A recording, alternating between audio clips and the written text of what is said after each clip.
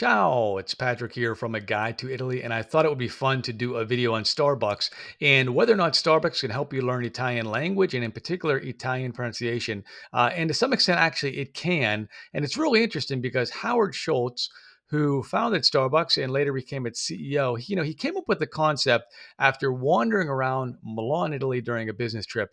And he saw all these coffee shops and he thought, boy, this would be a great concept to export and perhaps commercialize.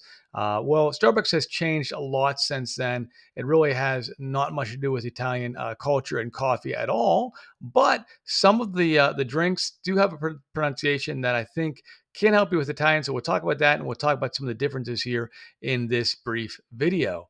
The first thing, if we look at a few screenshots from a Starbucks menu, we see something that is completely and absolutely wrong. We see cappuccinos with an S. And we don't put an S on anything to make it plural in Italian. But as we go down to our chart here in the red, we can see how C is pronounced. And I think this is probably the most helpful because if you know the word cappuccino, you know that CI is pronounced with a chi sound. So let's take a look, though. Starting at the top, we see ka, ko, ku, which are the hard sounds when you have a C before an A, an O, or a U. And then we have a soft C, which is a chi sound, when we have it before an I or an E. So we'd say chi or che in this case. And then when we put an H in front of the C, we can make that I or that E into a hard sound. So we would say ki and K, key and K. And then below that, we have Italian vowel sounds, which is our a, E, O, U, E, O, U. All right, let's get back up to our drinks. Ka, pu, chi, no. So we see all the vowel sounds are pronounced in that. We also see that we have a soft sound with that C for chi, cappuccino. Then look at our next drink there. It is espresso, not espresso. You might have heard that somewhere else. I hope you didn't. But if you did, it is wrong. And we have macchiato, that's CHI, with a hard sound for that C. So you can see how we're changing the sound of the C if there's an H in front of it. I like to think of H as in a hard sound for that I. Next, we see espresso shots. Well, espresso is always consumed as a shot in Italy. But we see the espresso. Then we see espresso con panna.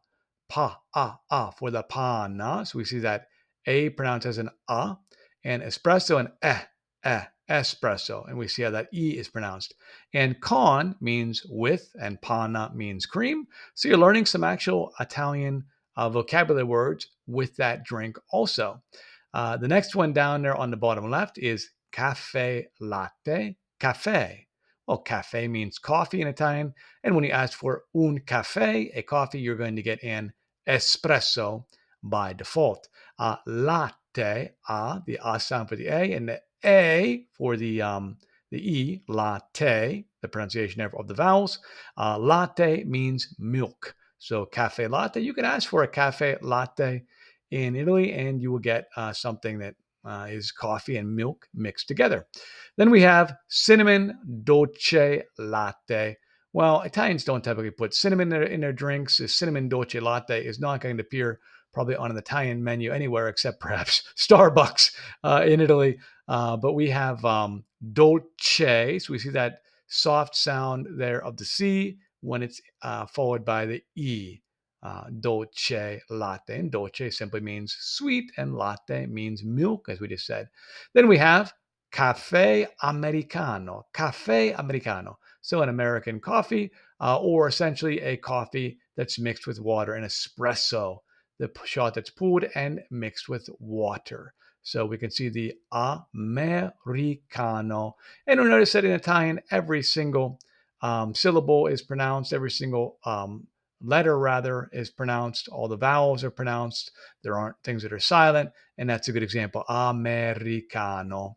And then we'll look at our drink options. Well, we see two of them here that actually help us with Italian pronunciation. Grande, gra, grande, for a large. Grande means big in Italian. And then we see 20, which means 20 in Italian. I think there's also even a 30, which means 30. And that goes by the number of ounces that Starbucks serves you. In Italy, at the coffee shops, you're not going to say, I want a 20 or a grande or anything like that. So if you want to get some really good information on how coffee bars work, what the drinks actually are, which are not these, other than maybe getting an espresso or a cappuccino, um, or the Americano, you can watch the video on coffee shops, which I'll list right here. So that's it for these tips. If you're looking for more, check out the book, A Guide to Italy, Cultural Insights and Tips to Maximize Your Trip, or certainly more videos on this channel. And if you like this and you want more content like this, please go ahead and subscribe. I'd love to see you come back.